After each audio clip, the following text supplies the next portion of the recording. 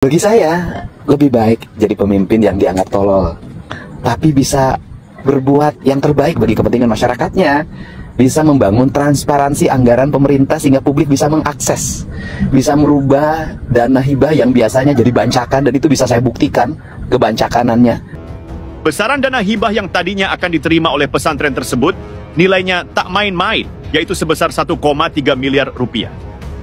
Adapun ada orang yang beranggapan aneh-aneh dan macam-macam, bahkan ada yang merasa tersinggung dengan apa yang saya sampaikan, kata-kata ya saya sebagai manusia biasa sudah barang tentu tidak boleh ego dong. Kalau memang dianggap salah ya saya harus mohon maaf, terutama kepada orang-orang yang merasa tersinggung. Terima kasih telah mengklik video ini. Hari ini Kang Deddy Mulyadi menanggapi tentang video viral Ustadz Aceng Mujib dari Garut ya, yang videonya viral sehingga mendapat respon banyak sekali dari warga Jabar ataupun para fans KDM. Dan di sini juga saya mendapatkan video tentang klarifikasi Ustadz Aceng Garut ya, untuk mengklarifikasi semua isi ceramahnya. Oke, seperti apa? Kita tonton bersama. Nggak usah bikin ribut. Kalau ada orang yang mengkritik, tanggapi dengan rileks karena dia sayang sama saya, yaitu gubernur tolol.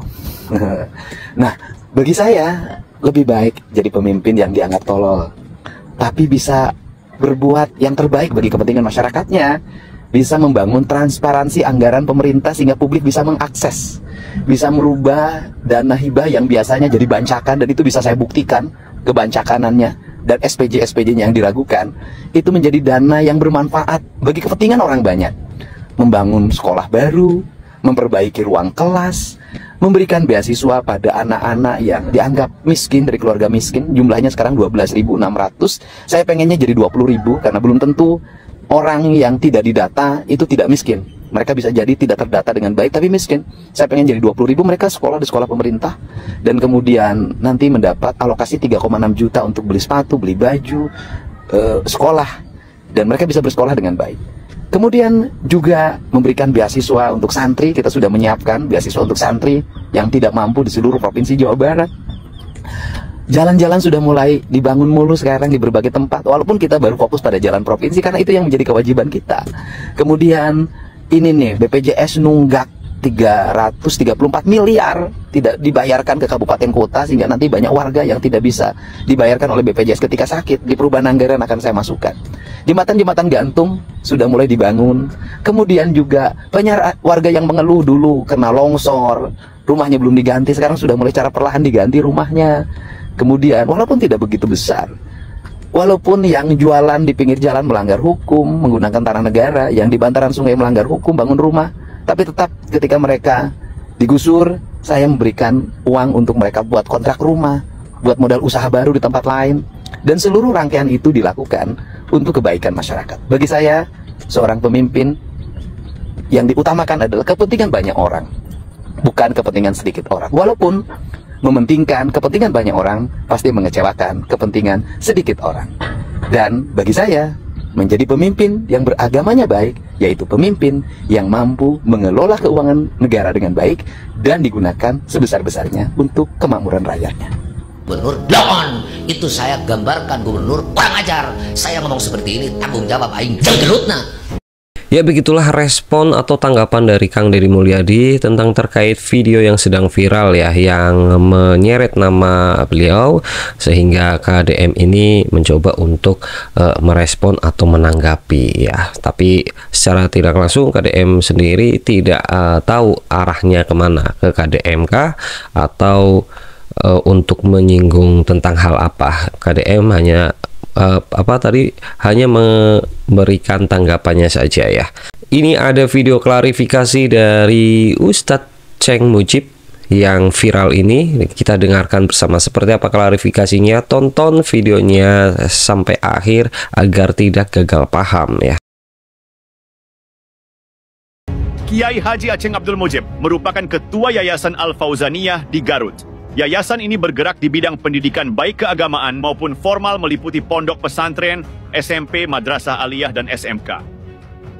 Selain menjadi Ketua Yayasan Al-Fauzaniyah, ia juga merupakan pengasuh pondok pesantren Salaman Fauzan III.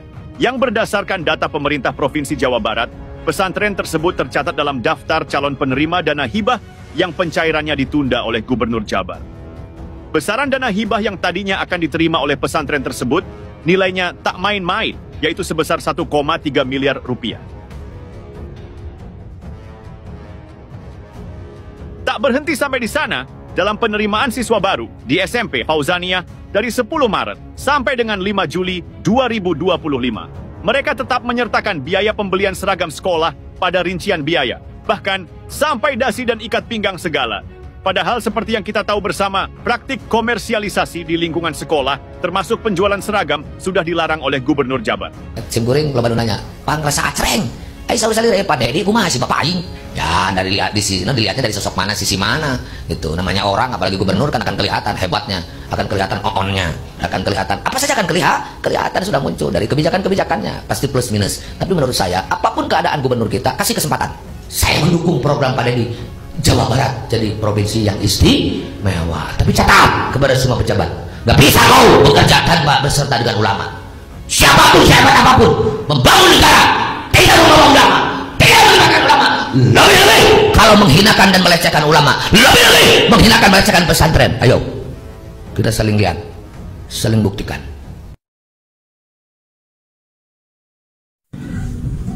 Kiai Haji Aceng Mujib Garut mengeluarkan kata kasar karena itu kepada sifat yang tercela juga.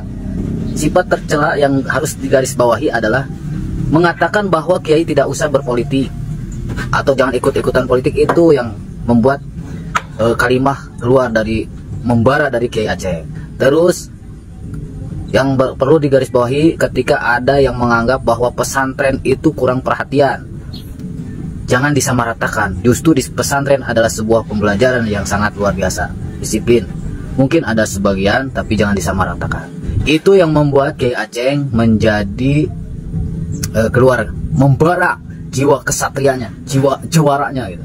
Jenggelutna lamun mempertahankan dalil kebenaran. Itu maksudnya teh yang saya tanggapi. Begitu. Intina malah mah ke aing gitu nya, ke aing mah takzim ka Kiai. Terus teu wani itu mah goreng, teu wani nyacat. Sok sanajan katinggalina kaos gitu. Agar netizen mah terserah, bebas nek kumaha nya. Gitu. Ieu mah saingeun, aing mah mungkin koreksi ka Kiai Aceng gitu. Saingeun dan keur maraneh netizen. Wassalam. Bagaimana dengan pernyataan saya bahwa kata-kata seperti tolol dan lain sebagainya itu ya jika bahasa Sundanya lamun pemerintah ternyata tidak mau menghargai para ulama, tidak mau mengajak dan menghargai pesantren di dalam menjalankan tugas nabi terhadap negara, menjalankan tugas terhadap kenegaraan. Yakin namanya orang yang tidak menghargai orang tua, menghargai leluhur, menghargai ulama, yaitu tolol namanya, yaitu adalah kurang ajar, yaitu adalah blow-on. Maka saya sampai menyatakan apa yang saya sampaikan di pertama cenderungnya itu artinya adalah saya sudah mentok, sudah kata-kata akhir. Siapa saja tidak menghargai ulama, siapa saja yang tidak menghargai kiprahnya leluhur-leluhur kita, karena saya meyakinkan perjuangannya itu tidak akan terwujud, akan sia-sia. Maka itu yang saya sampaikan. Yang mudah-mudahan dengan penyampaian itu adalah masyarakat, maksud saya ya terbangkitkan, terbangunkan, punya rasa semangat untuk berjuang beserta pemerintahan yang dari tidak dipercaya baik presiden, gubernur, bupati, camat, lurah sampai bawah. Adapun ada orang yang beranggapan aneh-aneh dan macam-macam, bahkan ada yang merasa tersinggung dengan apa yang saya sampaikan, kata-kata ya saya sebagai manusia biasa sudah barang tentu tidak boleh ego dong. Kalau memang dianggap salah ya saya harus mohon maaf, terutama kepada orang-orang yang merasa tersinggung. Tetapi sekali lagi perlu dicatat, saya bukan orang yang berada pada pasukan atau kelompok anti pemerintah. Kita berkali-kali deklarasi mendukung pemerintahan yang sah. Yang kedua, harus dicatat, saya bukan orang yang tidak mendukung terhadap program gubernur yang hari ini adalah lagi menjalankan tugas di Jawa Barat, Pak Dedi. Saya sampaikan di video itu, terlepas ada pro kontra terkait Barat TNI, saya setuju, saya mendukung. Masalahnya apa? Saya tahu persis banyak orang tua stres, orang tua yang bingung harus diapakan dengan anak saya. Masa harus dibuang ke laut? Dimasukkan pesantren, lari, kabur, diurus di rumah, kamu ngancam, kamu buruk kepada orang tua. Ini soal rutin. Terlepas ya orang ada kekhawatiran dengan adanya Barat TNI nanti malah dibina, dididik dengan kekerasan, malah pulang dari situ maunya gelut dan sebagainya. Nah itu hal biasa. Tetapi menurut saya itu adalah satu terobosan positif dalam konteks penyelesaian permasalahan yang hari ini sudah dianggap kompleks, terutama generasi muda. Saya sepakat Kalau tidak konsentrasi dengan bagaimana nasib generasi muda, saya yakin Pak Deddy, Pak Prabowo, Pak Bupati, ini rasanya untuk menembus Indonesia yang adalah susah. Sebab pendapat saya, jika Indonesia ingin bersaing dengan negara yang lain, ya generasi muda harus yang bersaing dengan generasi muda yang lain. Itu barangkali. Apakah ada langkah khusus dari Pak Arsa terkait penyebar video sepenggal video potongan tersebut? Menurut saya akan capek sih kalau melakukan langkah-langkah khusus mempermasalahkan komentar orang. Bukan dalam arti saya tidak peduli, tetapi ya silakanlah berkomentar bebas. Tetapi tetap kalau kita berbicara mendukung ya dengan cara-cara yang memang memberikan kontribusi positif, mendukung. Jangan pura-pura mendukung gubernur, tetapi ketika ada orang yang memberikan masukan, ada orang yang memberikan saran, apalagi komentar, wah, dan ngajak itu dan lain sebagainya. Menurut saya, ya dengan cara-cara masing-masing sudah barang tentu berbeda, strategi, teknis, cara, tetapi adalah yang positif, yang bisa memberikan kontribusi terhadap Bapak kita, atau yang lagi viral Bapak Aing, untuk lebih menyempurnakan kinerja, membawa Jawa Barat ke depan menjadi provinsi yang istimewa.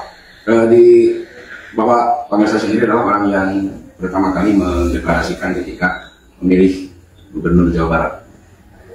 Silakan Pak. Ya, saat itu kan banyak pro kontra. Saya sering mendengar, lalu membaca di media, Pak Deddy itu musuh Islam. Pak Deddy itu adalah gubernur yang akan menyebarluaskan kemusyrikan di Indonesia, khususnya di Jawa Barat. Saya yang mentah. Mana buktinya musuh Islam? Apa yang menjadikan orang Islam tersinggung? Mana buktinya menyebarkan kemusyrikan? Apa yang akan dijadikan syarat utama kemusyrikan? Tidak.